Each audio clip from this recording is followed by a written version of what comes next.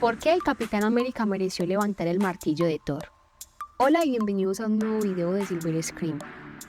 Una de las escenas más impactantes y aplaudidas de Avengers Endgame fue cuando el Capitán América sorprendió a todos al levantar el martillo de Thor, el Mjolnir, demostrando ser digno de poseer el poder del dios del trueno.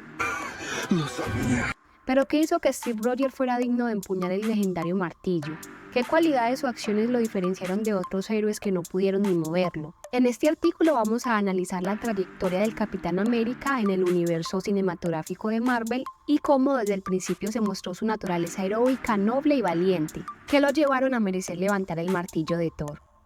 Para entender por qué el Capitán América pudo levantar el martillo de Thor, primero hay que recordar qué significa ser digno de hacerlo. Según la inscripción que tiene el Mjolnir, quien quiera que tenga este martillo, si lo digan, posee el poder de Thor. Esto implica que no basta con tener fuerza física o habilidades especiales, sino que se requiere tener un carácter moral y un espíritu digno de un dios. El propio Thor tuvo que aprender esta lección en su primera película, cuando el padre Odín lo desterró a la tierra y le quitó el martillo por su arrogancia y su sed de guerra. Thor solo pudo recuperar el Mjolnir cuando demostró humildad, compasión y sacrificio. El Capitán América, por su parte, siempre tuvo estas habilidades desde su origen. En la película Capitán América, el primer Vengador, vemos cómo Steve Rogers era un joven débil y enfermizo, pero con un gran corazón y un fuerte sentido de la justicia. A pesar de su estado físico, Steve no se rendía y quería luchar por los débiles y por su país en la Segunda Guerra Mundial. Su determinación y su valor llamaron la atención del Dr. Erskine, que lo eligió para someterse al experimento del suero del supersoldado. Erskine le dijo a Steve que lo importante no era ser un soldado perfecto, sino un buen hombre.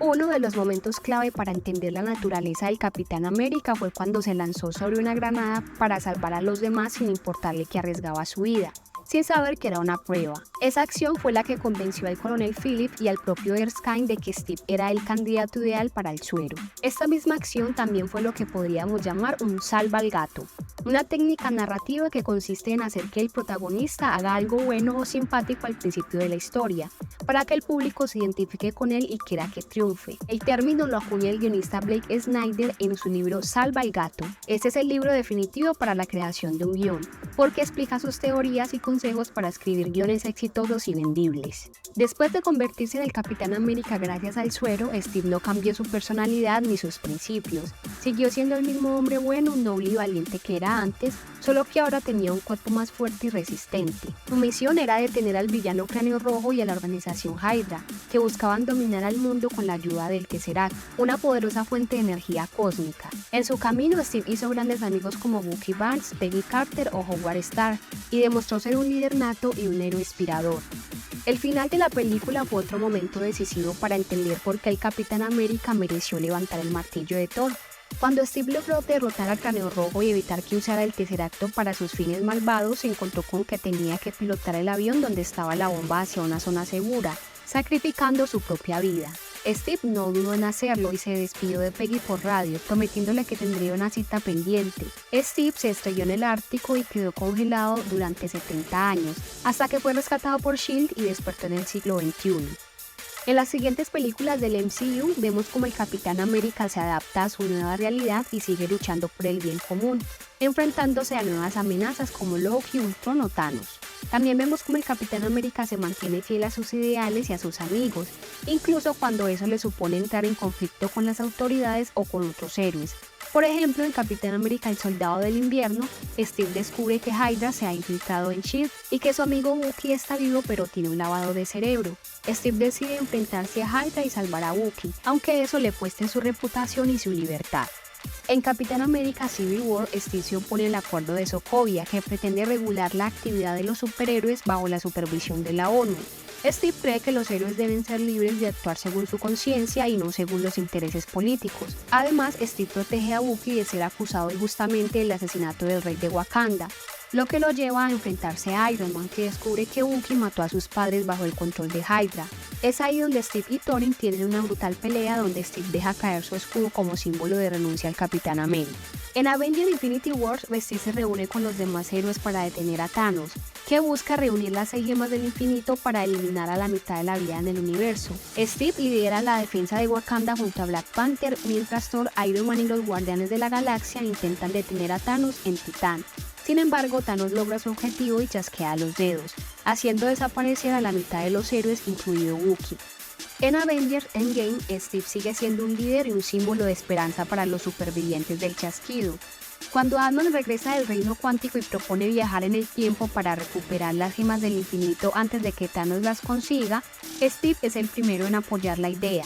Steve viaja al pasado junto a Iron Man, Hulk y Ant-Man y logra recuperar el Tesseracto y el cetro de Loki. Además, tiene un emotivo reencuentro con Peggy Carter en 1970. El momento cumbre para entender por qué el Capitán América mereció levantar el martillo de Thor fue la batalla final contra Thanos y su ejército. Cuando Thanos logra derribar a Thor y está a punto de matarlo con su propio martillo, el Mjolnir sale volando hacia la mano del Capitán América, que lo usa para golpear a Thanos con una fuerza increíble. Es así como el Capitán América demuestra ser digno de levantar el martillo de Thor y de invocar los rayos del trueno.